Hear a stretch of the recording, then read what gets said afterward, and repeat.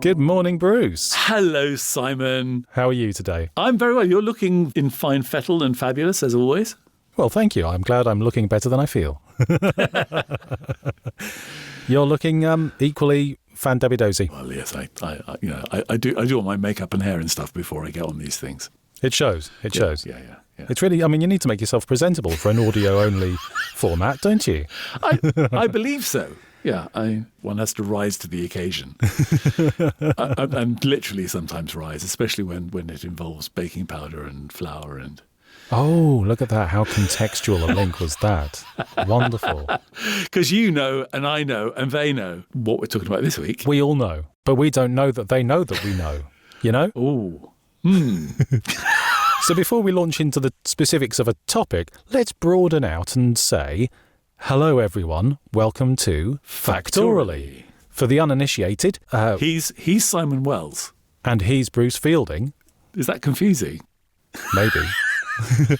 We are both professional voiceover artists. That we are. We read scripts. We produce audiobooks. We make advertisey, campaigny stuff with our voices. Absolutely right. That's what we do. Yes. We are bubbly when we need to be bubbly, and we are calm and sincere and... authoritative when we need to be. Indeed, absolutely. We are all of those things and more. And when we're not doing that, we come together and talk about interesting fun facts and useless information and trivia and knowledge because we are both nerds. Yes, we are. So, cake. Right, yes, there you go. So for those of you who are listening, for those of you who just read the title, this week's episode of Factoraly, we are going to be talking about cake. Now, the thing is, as voiceovers... one of the things that we have to watch out for is a thing called mouth clicks. Yes. And that's the kind of noise that you make when you're salivating. Yes. This episode is going to be tricky. It's going to be tricky. So, yeah, mouth clicks can come from drinking too little, drinking too much, eating too little, eating too much, eating the wrong things just before you hit record. Or thinking about cake. Just thinking about food can make you salivate. Yes. So, apologies if we're a little bit clicky. Yes.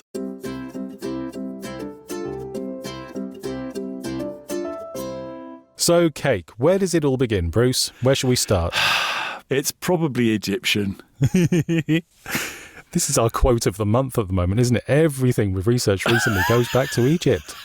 So go on, what evidence have you got for suggesting that cakes go back to Egypt? Do you know what? I was hoping that you would have researched that. Darn it. Right. Okay, so what I've got is not ancient Egypt, actually. Oh, gosh. I thought maybe you'd found something that I hadn't. The idea, so specifically I'm going to talk about one of the most famous types of cake, which is birthday cakes. I think we mentioned previously on our episode on birthdays that the idea of a birthday can be traced back to ancient Egypt because it's the day that a chap became the pharaoh. On that day, he allegedly became a god, and you celebrated that day as his day of birth, of rebirth. That's kind of where birthdays came from. Okay. They didn't have cakes, but the ancient Greeks did. So they carried on that idea of a birthday, and they were sort of the first civilization other than Egypt to really celebrate a birthday. Yes. And they're the ones who came up with the idea of having a cake to go with it. So the earliest record of a cake I could find was in ancient Greece because of that. Right. They had a cake called a plakou or a plakous, not sure whether you pronounce the S or not, which was derived from the Greek word plakoes, meaning flat. Because cakes back then were flat. They weren't risen, fluffy, spongy things that we recognise today. Interestingly enough, same root as placenta. Exactly, yeah, right. So the Greeks had plakous or plakou. The Romans later on had a cake, they carried on that word and had a placenta. And then that was a sort of a flat, round, splodgy looking cake. Yes. And that's where we get the word for placenta, yeah. Isn't that appealing? Yeah, okay, my mouth has now dried up. So, yes, it might go back to Egypt. It definitely goes back to Greece. It was certainly there in the Roman times. They were all flat. They were usually relatively savoury. They to make a cake rise, to be big and light and fluffy, you have to put some kind of raising agent in, whether that's baking powder or just incredibly well whisked eggs. Yes. Beating air into eggs makes the mixture fluffy and light and rise in the oven. In talking of which, do you know what they used to use instead of an egg whisk I don't. to beat egg whites? No. They used to crack the egg white into a sponge and then like squeeze the sponge to kind of like, and that sort of whips up the egg white. Yes, of course it would. I can picture that process right now. Yes. How interesting. That brings an entirely new meaning to sponge cake, doesn't it? I suppose it does.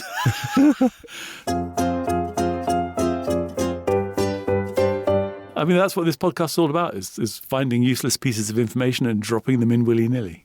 Such as the fact that the word cake originally is a mixture of Swedish, Danish, German. So Swedish have kaka, Danish have kage, right? Probably a bad pronunciation. Germans have kuchen. Very good. You sort of like mix those things together with a bit of eggs and flour, and you get the English word cake. Yes. Which records say we in England have been sort of making cakes in one form or another since about the 1100s, really. Yes. And we still have them now. Hurrah. Well, I mean, Shakespeare mentions cakes, obviously quite a lot. Yes. Including the very famous Cakes and Ale. Cakes and Ale, tell me about that. That sounds like my kind of treat. So Cakes and Ale was something that was said by Toby Belch in Twelfth Night. Oh, really? Yes. So Cakes and Ale is a Shakespeare yet another Shakespeare quote that we use on a daily basis. Well, I've never used that on a daily basis. I didn't actually know that was a quote. Did you not? No. Cakes what does it refer to? Just it's like that's like everything is Cakes and Ale. Everything's great. We've got the best of everything. Oh, I see. Everything's coming up gravy kind of thing. Yes. Or roses. Or roses. Either yes. or. Oh, interesting. Well, there you go. Thanks, Shakespeare.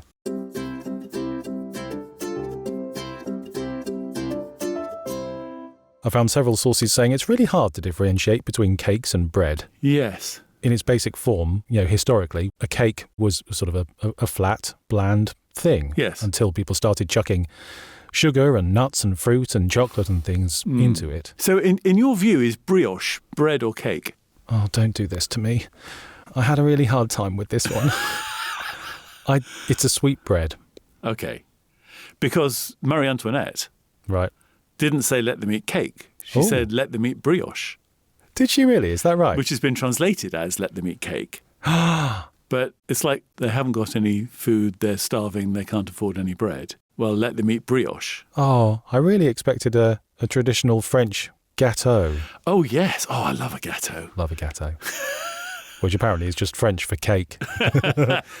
No, but cake is cake. I mean, but yes. Gâteau. So gâteau, a gâteau is usually a layer cake. Yes. Which just means you get sponge, buttercream, sponge, possibly icing. Oh, yeah. Definitely icing. The icing on the cake, in fact. Another expression that we use. Maybe the cherry on the cake as well. Yeah, absolutely. Maybe you can have your cake and eat it. I know. There's so many of them, aren't many. they?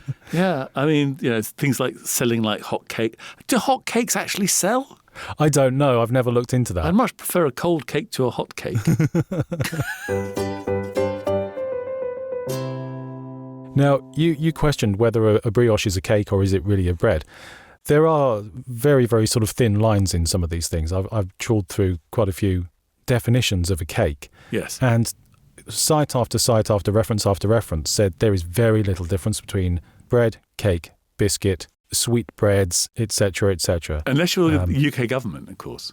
Go on. I feel you've got a fact for me. Well, I think everybody knows this one, but just in case you don't. Yes. So there's a sort of a biscuit called a Jaffa cake. Don't call it that. And the thing about biscuits and cakes in this country is tax laws are different for cakes and biscuits. And in fact, I think you don't pay VAT on cakes, but you do pay it on biscuits. That's right. I tried to look into the history of that. I couldn't find it. So I think it's specifically chocolate biscuits. And Jaffa cakes are essentially a little like sponge roundel with a layer of orange jelly, and then topped off with a sort of like a chocolate topping. Oh, hungry now. Yeah. And they decided that they didn't want to pay VAT because the VAT man said it's a biscuit. And Jaffa Cake said, no, it's a cake. It's a cake. So what they did was they took them to court. The government took McVitie's, I think it was. McVitie's, that's right. To court. And McVitie's actually baked a large Jaffa Cake. Yeah. And said, look, it's a cake. And they said the difference between this and a biscuit is that if you leave a biscuit out overnight, it's going to go all soggy. Mm-hmm. If you leave a cake out overnight, it's going to go crispy and hard. Yeah. And if you did that with a Jaffa Cake, it would go hard and crispy.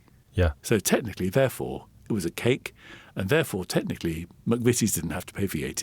Exactly. It's only the size and shape and the way it's served that makes people think it's a biscuit, because it is roughly the size and shape of any other of McVitie's products. It does look like a chocolate digestive or a rich tea. But yes, that specification of cakes are supposed to be soft and squidgy, they go hard when they're stale, biscuits the other way around. Yeah, exactly. And yet, I've seen polls saying how highly up the UK's favourite biscuit list Jaffa cakes are. They shouldn't be there at all. No, they shouldn't.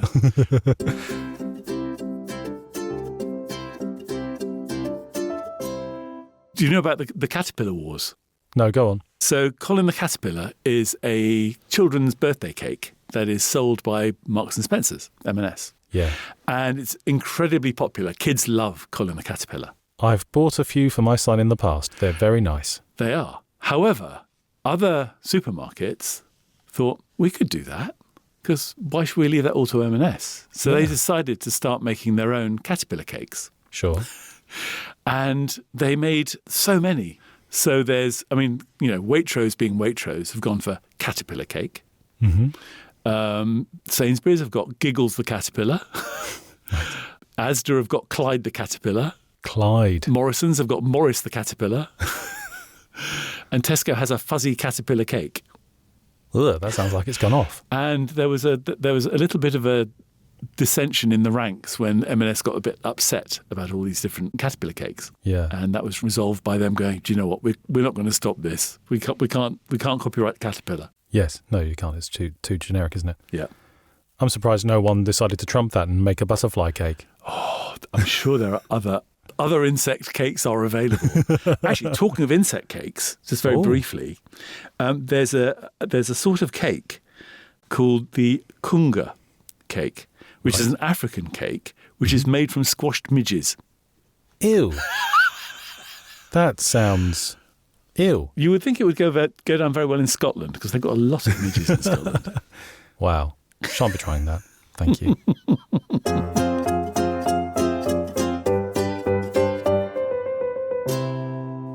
The other one, of course, if we're talking about party cakes, is the cupcake. Yeah. Cupcakes were invented in 1796. Really? As long ago as that? Yeah, by a woman called Amelia Simmons. Okay. And they're originally called 1, 2, 3, 4 cakes. Oh, I've heard of a 1, 2, 3, 4 cake. Yes? That talks about the proportions of ingredients, doesn't Exactly. it? You put in 1 pound of something. A cup of butter, 2 cups of sugar, 3 cups of flour, and 4 eggs. And a cup of milk and some baking soda. A little bit like a pound cake that you sort of Yes. put in a pound of butter, pound Exactly. of flour, etc., etc. Yes, exactly. Right. Exactly the same. Oh, so she invented the cupcake. Yeah, they kind of weren't that popular initially. Okay. I mean, they're all right, but they kind of blew up when they were featured. There's a place called the Magnolia Bakery, featured in Sex and the City. Right. And then suddenly cupcakes became the thing, and they've just sort of like gone ballistic. You can get cupcakes of all sorts. You can even get a periodic table of cupcakes. Can you? Oh, yeah. How I'll tell you exciting. what, I'll put a picture in the show notes on Factoraly.com. Factoraly.com. On the blog there. And you'll be able to see a picture of a periodic table of cupcakes. Does it contain each of the elements? I think Or the has it just got the name of uranium one would be a bit tricky. That could be a bit dicey, couldn't it, really? I'm going to assume it just has the elements sort of piped on the top in frosting. Exactly. Yes, just noted in text rather than any other way. I remember feeling really disappointed with cupcakes when I first had them, because they have this beautiful, glorious, swirly, rich, sickly, sugary, colourful, flavoured icing on top, and then it's just a lump of sponge underneath. It's a bit dull. It is sort of like a Victoria's. Not a Victoria's one. Victoria's interesting. Victoria sponge named after Queen Victoria. Yes. And you were mentioning sort of like occasion cakes. Yes. Her daughter, called Victoria. Was she? Didn't know that. Oh, yeah. Learning something new. Yes. Huh. She was the first person to have a wedding cake that had tiers in it, like multiple levels. Oh, levels, of cake. Yeah. So that was invented sort of back in the sort of late 19th century. Now, I've heard it said that the tiered wedding cake is based on the top of a particular church in London near Fleet Street called St Bride's. Aha. And if you look at it, heck, it just looks like a wedding cake. It is, decreasing sizes of layer upon layer upon layer in the spire of this church. And it has the name St. Bride's. So put the two together, that seems like a reasonable assumption that might have been the inspiration for it, doesn't it? Yeah, absolutely.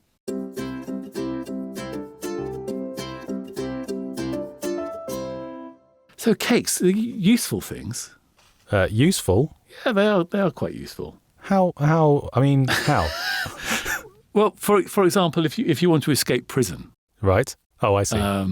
Well, you see, there are stories about saws and files and things being baked into cakes. Yes. And people escaping that way. Yeah. Are they apocryphal? Well, yes and no. There's a few stories. So in 1804 in America, there's a chap called William Blewett who was a pickpocket and housebreaker. And he actually didn't smuggle anything in cakes. Right. But he noticed that a lot of his compatriots were smuggling in saws and files in gingerbread cakes. Okay. So being an honest young chap, only a pickpocket and housebreaker, he basically grasped them up to the prison authorities. Right. And as a reward for grasping up his cellmates, he was given a pardon. Oh, really? Yes. Oh, so he really did escape by virtue of cake. He absolutely did. Wow. He absolutely did. That's great. There was another one in a bit sort of later on in 1909. There's a chap called F.J. Humley who was given a couple of cakes by his wife, and the prison authorities noticed that they were a bit heavier than they were expected to be. And one had like a white icing on and one had like a chocolate icing. Yeah. And then in each of these two cakes, there was half of a .38 caliber revolver. Oh, wow. Oh, very good. So that got caught. I mean, and the last one I'm going to mention, because this is a chap who has escaped using a cake. Right. A chap called Eamon de Valera. I don't know if you've ever heard of Eamon de Valera. I haven't. Not really. He was the third president of Eire. Where's Eire? From Ireland. Oh, Eire. Right. Yes, you call it Eire. Personally, I do. I'm not claiming I'm right, but that's how I've always pronounced it. Fair enough. So, yeah, he was president from 1959 until 1973. So he was a president a long time. Okay. And he was in prison because he took part in the Easter Rising. And he got hold of the jail chaplain's master key somehow and some candle wax and basically made an impression of the key in candle wax and then got that smuggled out. And then a copy of the master key was smuggled in by cake. Oh, wow. The first time he did it, it didn't work properly. But he did it a second time. He did it again. And the second time he did escape. Brilliant. So, yeah, I mean, there have been cases where people have used a cake to release themselves from prison. That's great. So when the Greeks adopted this idea of celebrating birthdays and occasions and they started making cakes, they had a mooncake. I associate mooncakes as being a Chinese thing that's celebrated on the Mid-Autumn Festival. Yeah. So the Greeks made this moon-shaped cake and offered it on a birthday as a peace offering to Artemis, the Greek goddess of the moon. Right. And they were the first people to put candles in the cakes. And when they lit the candles, that was signifying their wishes and their appeasing of the goddess. A votive offering. Exactly that, yeah. Yeah. See our previous episode on... where have we covered that? Oh, it was on birthdays, I think. Was it? Yes. See our previous episode on birthdays.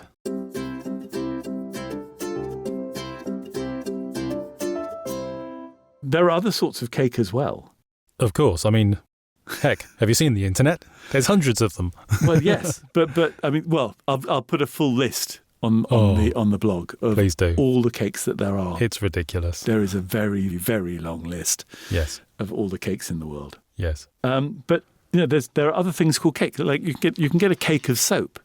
Oh, do you know what? That hadn't even occurred to me. Cakes of something, yeah. Yes. So a cake of something is usually something which is then cut up into, like, for example, you can get things like Kendal mint cake, which isn't actually cake. It's not a cake. No, it's basically sugar.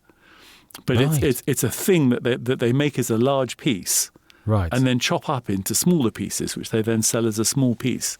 And, Right, so a and cake is sort of a whole thing, Exactly. which is then chopped into small portions. Exactly. So, for example, if you're making soap, you'll make a large piece of soap, Yeah, which is called a cake, and then you divide that cake up into bars.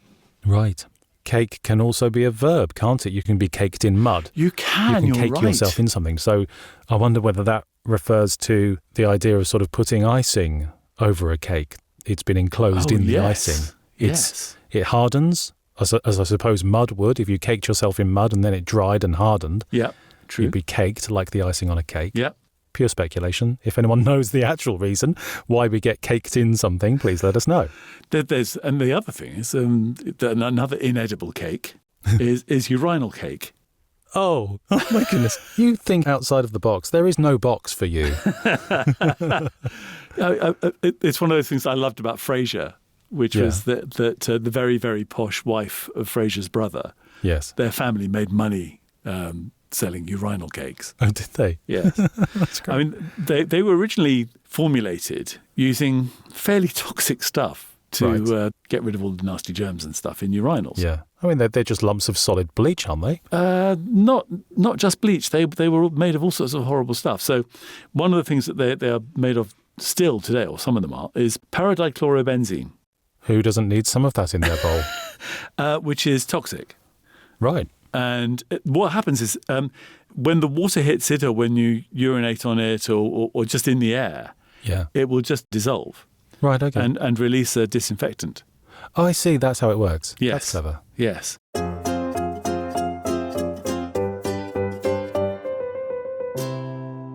The other one you can't eat is a dance. Dance cake. Cake dance? Cake walk. Nope. Ever heard of a cakewalk? Nope. So a cakewalk is a sort of a dance. Is it?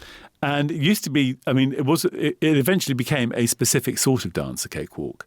Okay. But it was originally just an ordinary, like a dance competition. Yeah. And the winner would get a cake. Oh, great. The other one you can't eat is a cake that doesn't exist. Well, that makes sense. So in 1996, a chap called Chris Morris had a TV show called Brass Eye. Right. And he invented a drug. He called it a made-up drug. Okay. Because he said it was made up of chemicals. Right. Fine. And he called it cake. Huh. And he said it had come from Prague. And he got famous people to take a stand on how terrible this made-up drug was. Right. He convinced Bernard Ingham, Bernard Manning, Noel Edmonds, Bruno Brooks, Rolf Harris, David Arness, MP, all about that they should speak out on the nightmare of cake.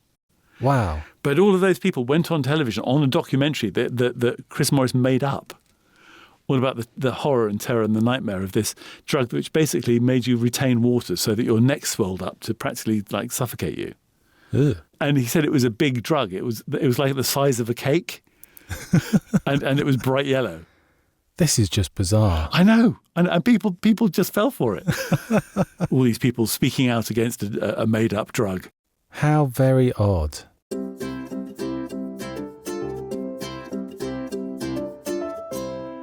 Now, I had a look at, there's a recent fad of sculptured cakes. Don't know if you've come across this. Oh, yes. They're cakes that look incredibly realistically like other things. Yes, yes, And yes. they consist of great big towers of sponge that are then meticulously carved into a specific shape and then wrapped in sort of sheets of, I don't know if it's marzipan or sort of just icing. You know, Yeah. we talked about wedding cakes, the Yes. classic sort of wedding cake that's just wrapped around in that thick white icing that sort of comes in a sheet. And they're incredible. There are sort of YouTube channels dedicated to these incredibly realistic things. I saw one that was a pair of trainers. And this trainer looked so realistic, you could not tell which one was the real shoe and which one was the cake until they got a big knife out and cut one of the shoes in half. Wow. Telephones, electrical equipment, bags of crisps that look so much like a bag of crisps until you take a knife to it and chop it in half and it's a cake. It's just so bizarre. And I'm quite fascinated with these, and so's my son. We just sort of watch these endless videos of item after item after item. Guess the cake. Which one of these is the cake? Yes. It's great fun. There are other sorts of cake as well. Exceedingly good cakes. Oh, Mr. Kipling. Oh, he does make exceedingly good cakes. He does, doesn't he? But do you know we've never seen him or heard him? No, I suppose not. Oh, you're not. Oh, no. You're not going to tell me he doesn't exist. Well, You're not going to tell me he's a character. So it's a bit like the ploughman's lunch. Right. It was an invention. Made to sound quaint and relatable and cosy. It was invented by an advertising agency, so I'm very happy about that. Well done.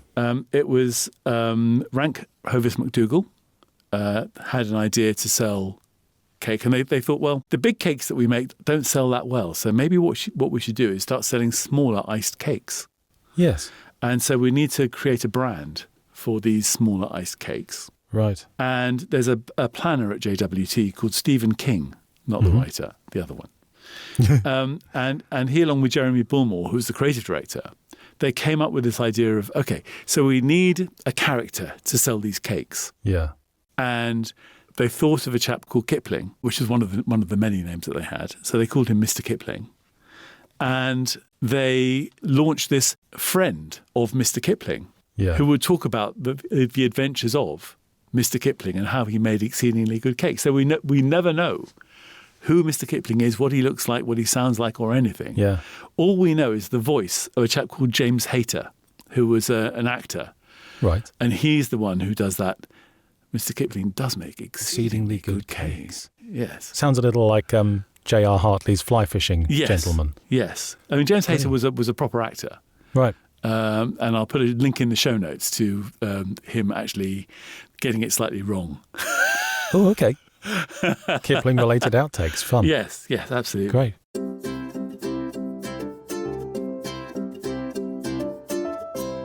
It's not always easy to make your own cake from scratch. But there are people, aren't there, who make stuff that shortcuts all that. Yeah, certainly. So there's a wonderful product. I'm aware of the idea of a cake mixture. You can open up a packet of cake mixture, which sort of has the flour, powdered eggs, powdered milk, etc., in a box. Yeah. And that, is the starter for your cake. In America, that's termed as cake in a box. Oh, right, okay. And this actually came about during the Great Depression in America, at a time when poverty was high, resources were low, people were hungry. A particular company started manufacturing cake in a box. They just put these very simple ingredients into a box, mass-produced it. It was quite cheap at the time, and it was a good, ready source of, sugar, essentially. Yes. And a little bit of sustenance, and it was the first time cakes had been mass-produced in that way, rather than sort of spending hours at home making it yourself. All of a sudden it was ready mixed. That carried over into the 40s. It was sort of quite a staple of the 1940s kitchen, advertised as a labour-saving, time-saving, cost-saving thing, into the early 50s as well. Sort of there was a nasty, chintzy series of advertising that sort of suggested, Madam, have you got too much cleaning work to do around the house and haven't got time to make a cake? Here, use this cake in a box. Terrible. But partway through the 50s, it actually started to go in decline. It turned out that people didn't really want cheap, nasty, instant cake mix. They actually rather enjoyed the process of making a cake and making it bespoke and making it look pretty and putting their own talent into it. So sales went down a bit. And people sort of started making more of their cakes, doing more with icing and decoration and things like that, or frosting if you're American. Yeah. And then, in order to counter that, the people who invented cake in a box also invented frosting in a can, just to make it even simpler and still quite nice and decorative looking, but still simple, cheap, instant. When they first launched it, it had everything in it. So it had the powdered egg, it had the fats and all that stuff in it. Yeah. And what you did was literally just add water. That was it. Added water. And you just whisk it up. Right. What they found was that wasn't very satisfying to the housewife because she didn't feel it. She felt that she was it was basically like just like rehydrating something. Yeah. Rather than actually making something proper. Yeah. So what they did is they took out all the powdered egg. Right. And they took out the soluble fat. Mm-hmm. And so what they did was they made you put one egg. You just had to crack an egg and put it into the mixture and like a tablespoonful of oil. Right. So that gave you the fat and the egg. Okay. So you felt as though you were contributing to the process of making a cake. That's excellent. So it kind of feels a bit more homemade if you have to do something and add a natural ingredient or two natural ingredients to Yes, this mix. adding an egg rather than just pouring in water Yes. makes you feel like you've baked something. Exactly. Interesting. Cool. What a marketing ploy. One of the most famous cake in a box people was a person called Betty Crocker, Oh, yes. who also, a bit like Mr. Kipling, doesn't exist. No. Sorry about my that. Created by the Washburn Crosby Company in 1921 to give a personalised response to consumer product questions. Well, that's really sad. I'd always imagined Betty Crocker to be someone a bit like Mrs. Beeton, you know. Well, yes, exactly. I mean, General What a Mills had sort of started off with this like spoon with her name on it. Yeah. And then there's a portrait of her that started appearing on ads and stuff. Yeah. And the character was developed sort of in 1921. The people at General Mills felt that housewives would want advice from a fellow woman. Sure. So the advertising department at General Mills convinced the board of directors to create this personality that the women answering the letters could use in their replies. And they used the name Betty because it was a cheery, all-American name. Yeah. And incidentally, the name Crocker was used in honour of William Crocker, who was a Washburn Crosby Company director, creating Betty Crocker. Yeah. And she's now like an American icon. She's had cookbooks. Betty Crocker's 101 delicious biscuit creations as made and served by well-known gracious hostesses, famous chefs, distinguished epicures, and smart luminaries of movieland. Ooh. Punchy title. Imagine going into a bookshop and asking for that. There was a cookbook. There was a radio show on NBC. I'm staggered. It's like, I don't know, you'll be telling me there's no such person as Aunt Bessie or Uncle Ben or Dr. Oetker or... No, sorry. I don't know about Dr. Oetker, but I'm pretty sure he doesn't exist either. I'm sad.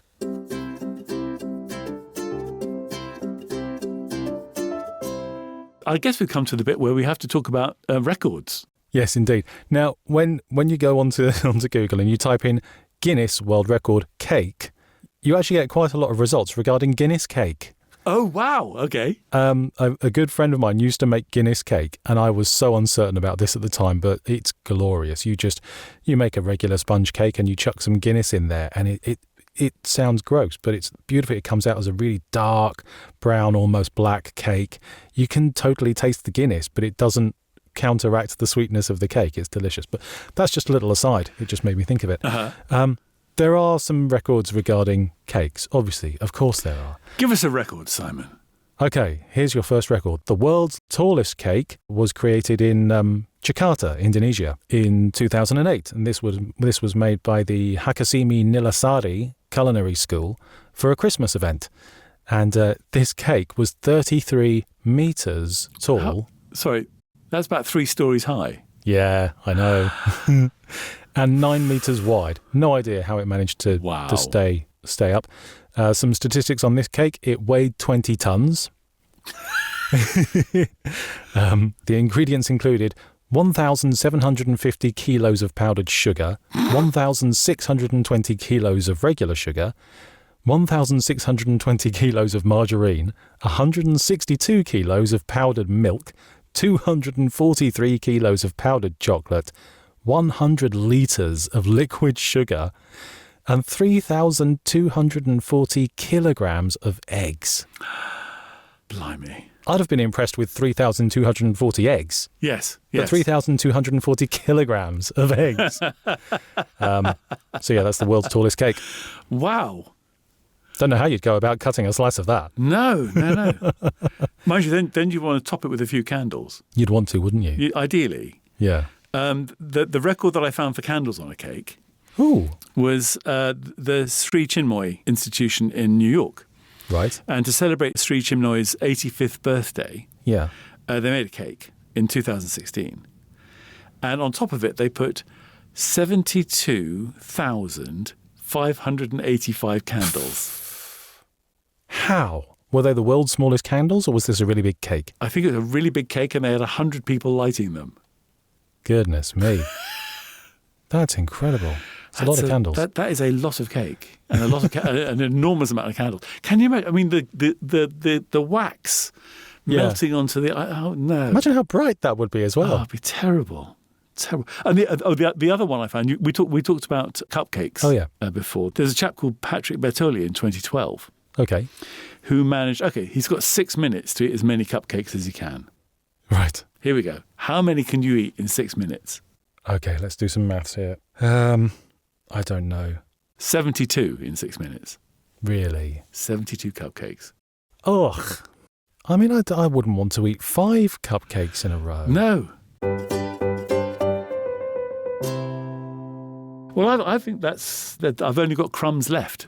Yes, my cake has fallen flat. My facts have gone stale. So before we go, we should ask people to do things. We certainly should. You know, the podcasty things? Those things. Those things, yes. So if you've enjoyed listening to this, if your stomach is rumbling from all the delicious facts that we have presented for you, please go ahead and give us a like on your podcast playing app or wherever you have found us today. Please go and give us a like. Subscribe to us so that you can get a lovely little notification every single time that a new episode comes out. Every Thursday. Every Thursday, week after week, without fail. Absolutely. Yes. And then there's the 5-star review. Yes, naturally. And if you so feel inclined, please feel free to share this podcast with your equally nerdy chums. And if they could come along and start listening as well, that would just be the icing on the cake. Oh, dear. Well, thank you ever so much for listening. Indeed. Please tune in again next time for the next instalment of Factoraly. Bye for now. Au revoir.